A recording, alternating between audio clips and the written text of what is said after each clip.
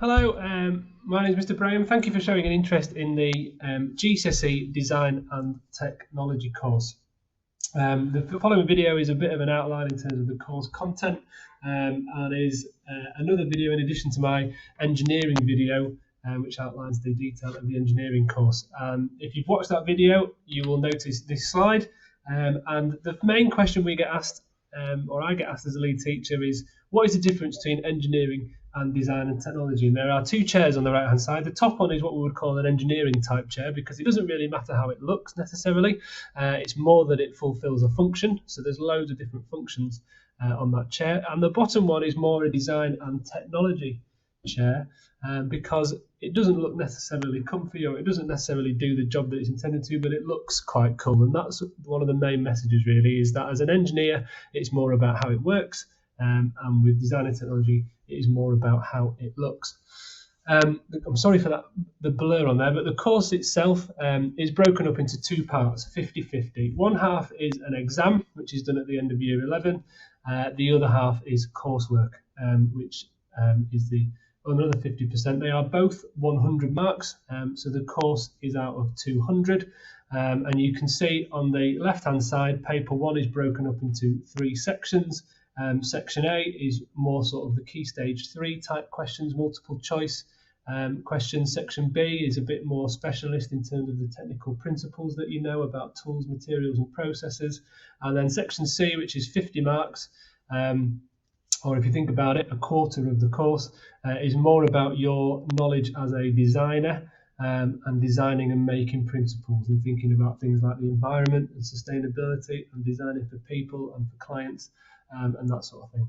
On the right hand side is the non-exam assessment. It's 30 to 35 hours, and again it is 100 marks and is half of the GCSE, and it is a substantial design and make task. So it goes all the way through from researching a particular context which you are given in June of year 10, and at which point you would research that area, look at existing products and then come up with your own designs and your own prototypes. There's quite a bit of modelling, not necessarily the manufacturing that we used to do. It's more about making prototypes and making models.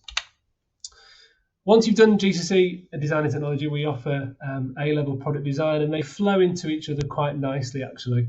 And as a career option, there are loads and loads of careers that people go on from doing product design that they go on to do, and it can range all the way through from things like a product designer. You could even become a design and technology teacher if you so wished, even down to things like architecture. It does flow into engineering. Even if you don't do the level 2 award in engineering, you can still go down an engineering route having done the GCSE Design and Technology course, or even things like a design consultant, or designing products and areas for people to work in, all that sort of stuff.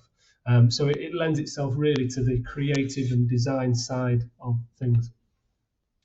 So what's it like? Well, year 10 really is more about building you up and getting your knowledge ready for taking on the non-exam assessment. And it's a real mix in both years of both lesson work and homework. We really rely on you to be able to do homework and work quite independently, because we try to focus on the making and the non-exam assessment coursework parts and lessons and get you to do the homework in terms of the theory, and then we pick that up more in year 11. You do 2 small projects in year 10, small practical projects similar to what you've done in year 7, 8 and 9, and as homework you use the blue and white CGP books or GCSE pod to do the theory stuff, and then in year 11 we then start to get on with your actual coursework, and then there is more theory and sort of practice exam papers and getting you ready for the exam at the end of year 11.